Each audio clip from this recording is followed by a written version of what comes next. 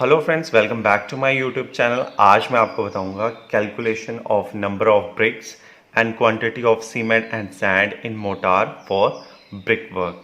जब भी हम कोई ब्रिक मैसनरी करते हैं उसमें सबसे पहले हम चीज़ क्या कैलकुलेट करते हैं, नंबर ऑफ ब्रिक्स कितना लगेंगे। सेकेंडली हम देखते हैं quantity of cement and sand कितना लगेगा इन मोटार।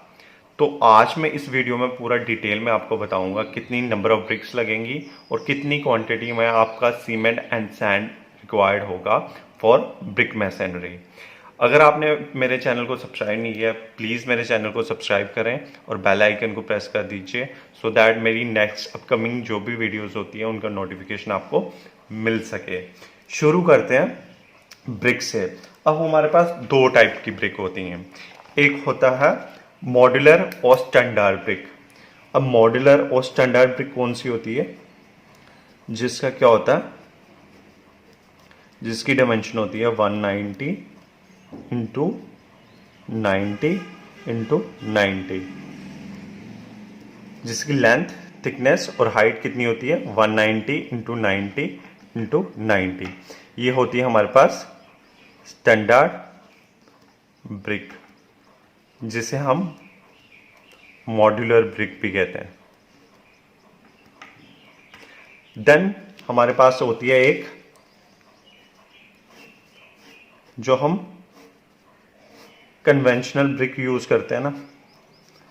कन्वेंशन ब्रिक की क्या डायमेंशन होती है 230 इंटू 115 इंटू 75। ये हमारे पास होती है कौन सी, ये हो गया कन्वेंशनल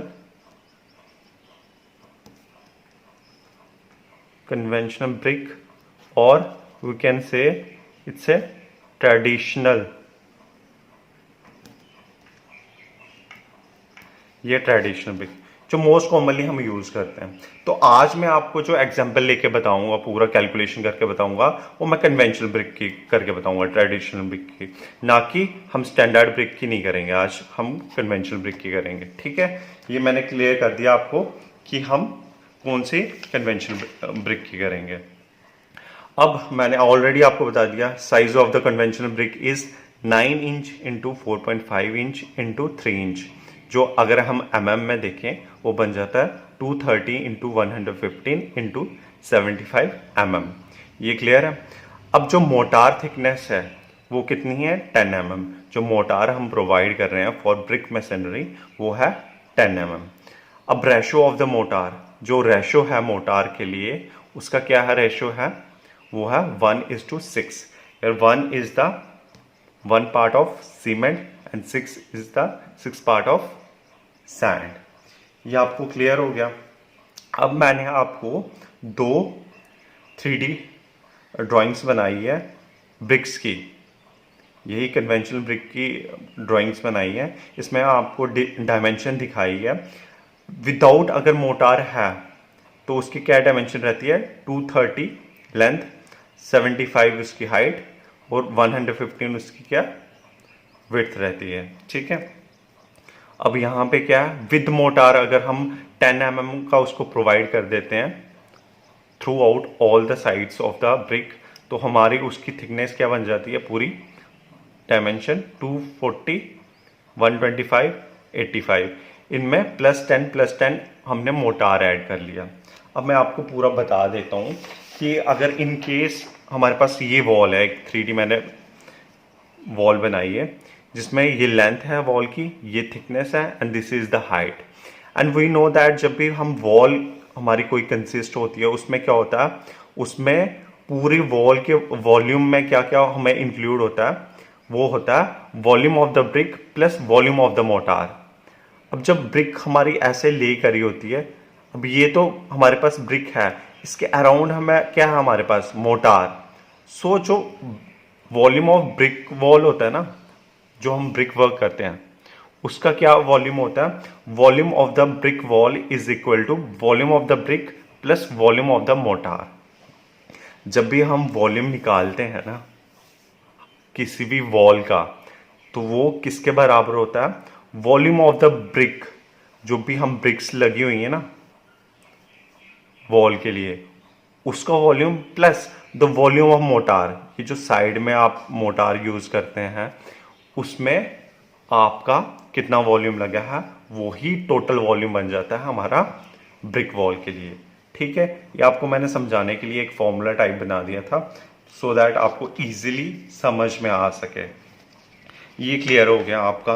मैंने आपको ये भी बता दिया विद मोटार क्या रहेगी और विदाउट मोटार क्या डायमेंशन रहेगी। ये क्लियर है। चलो हम शुरू करते हैं अपनी कैलकुलेशंस।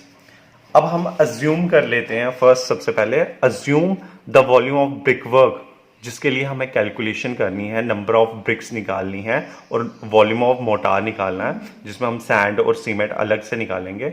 हम अज्यूम कर लेते हैं volume of brick work is 1 metre cube. हम ये अज्यूम कर लेते हैं जैसे ये कोई ब्रिक वॉल है, उसका वॉल्यूम कितना है टोटल 1 मीटर क्यूब के लिए हमें फाइंड आउट करना है। ठीक है, अब सबसे पहले हमें क्या चीज फाइंड आउट करनी है मैं आपको बता दूंगा। Volume of the single brick without mortar.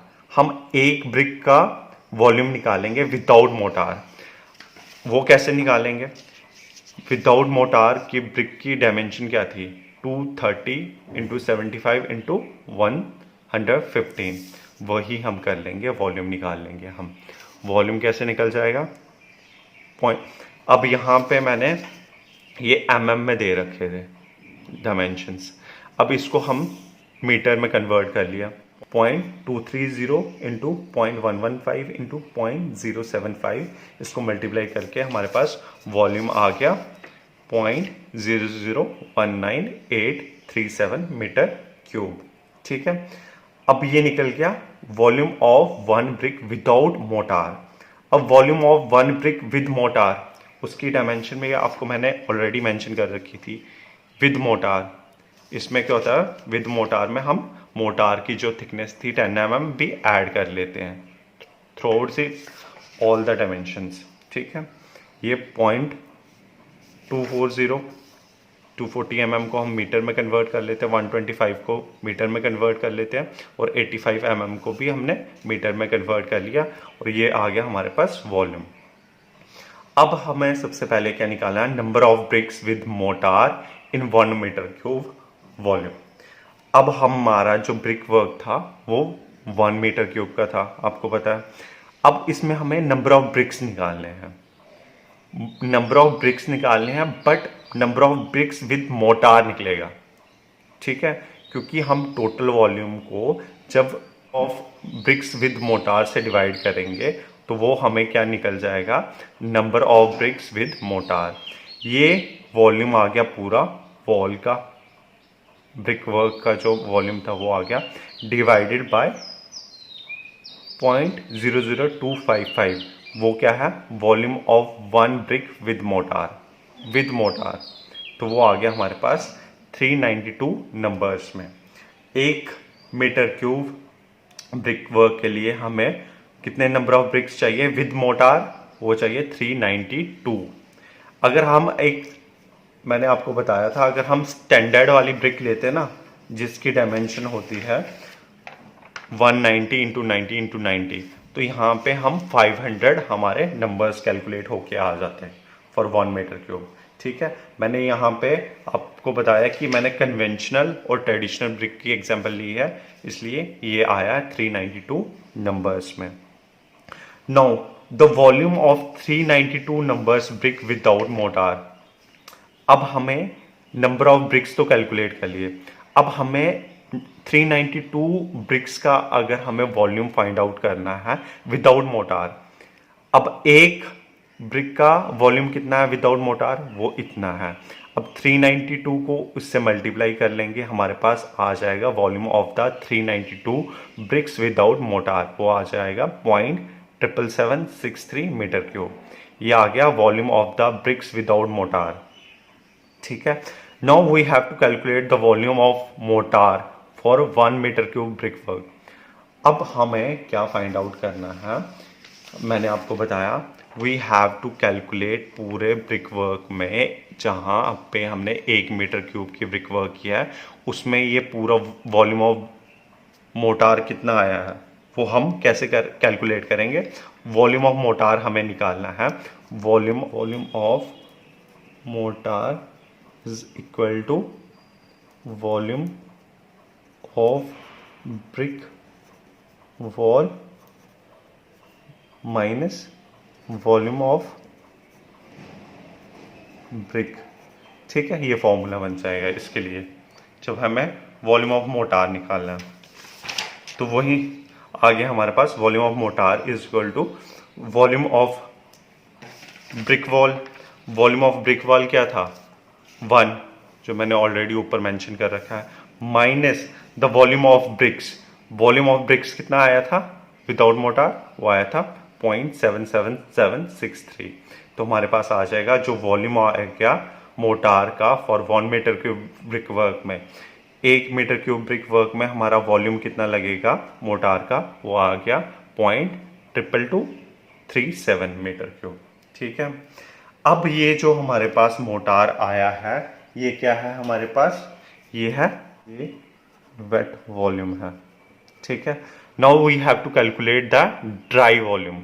अब dry volume of the mortar कैसे निकलता है, उसमें हम क्या फैक्टर यूज करते हैं 1.33, मतलब 33% हम इंक्रीज करते हैं। जैसे कि मैंने आपको कुछ लास्ट वीडियोस में बताया था कंक्रीट में कितना यूज करते हैं हम फैक्टर 1.54, और इस केस में हम यूज करते हैं 1.33।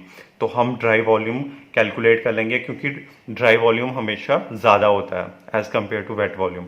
तो हम फैक्टर यूज कर देते हैं 1.33 जिसमें 33% इंक्रीज हो जाता है। सो हमारा क्या आ गया, हमारे पास ड्राई वॉल्यूम कैलकुलेट होके आ गया, वो आ गया 0.2957521। ये हमारे पास आ गया ड्राई वॉल्यूम। अब है हमने पहले ही मेंशन कर रखा था हमारे पास मोटार का रेशो क्या था 1:6, फिर 1 is the ratio of cement and 6 is the ratio of sand. Now we have to calculate the sum of the ratios. Sum of ratios कैसे कैलकुलेट होगा 1 + 6 which is equal to 7। This is the sum of ratios. Now we have to calculate the cement content, कि कितना cement लगेगा for the purpose of this. जो हमने dry volume निकाला है motor का, उसमें हमारा सीमेंट की कितनी क्वांटिटी लगेगी, वो कैसे कैलकुलेट करते हैं, volume of the dry mortar वो क्या है, ये है, into the ratio of the cement. अब रेशियो ऑफ द सीमेंट क्या है, वो है 1 upon the sum of ratios, वो आ गया सम ऑफ रेशियो इज 7। वो हमारे पास कैलकुलेट होके आ गई, हमारे पास क्वांटिटी आ गई, वो आ गई 0.0422503 मीटर क्यूब। अब ये हमने मीटर क्यूब में कैलकुलेट किया। Now we have to calculate it in KG. अब केजी में कैलकुलेट करने के लिए हम क्या करते हैं, सीमेंट को मल्टीप्लाई कर देते हैं 1440 से, वो आ गया हमारे पास 60.84। अब हम क्यों मल्टीप्लाई करते हैं 1440 से, because the density of the cement is 1440 kg per metre cube. अब हमें नंबर ऑफ बैग्स अगर निकालने हैं, we have to divide 60.84 divided by 50 which is equal to 1.21 bags. अब हमने 50 से डिवाइड इसीलिए किया because we know that 1 bag of cement is equal to 50 kg। ठीक है, क्लियर है। Now the second is we have to find the sand. अब sand का पार्ट कितना था 6, the sum of ratio is 7 and the volume dry volume is 0.2957521। तो ये हमने वैल्यूज रख ली, तो वो आ गया हमारे पास 0.2535018 metre cube. Now if we multiply it by 35.31 we will get the value in CFT because we know that 1 meter cube is equal to 35.31 CFT। तो अगर गाइस आपको ये वीडियो अच्छी लगी हो प्लीज़ लाइक करें, शेयर करें, अपने फ्रेंड्स के साथ शेयर करें। Till then take care of yourself, good bye.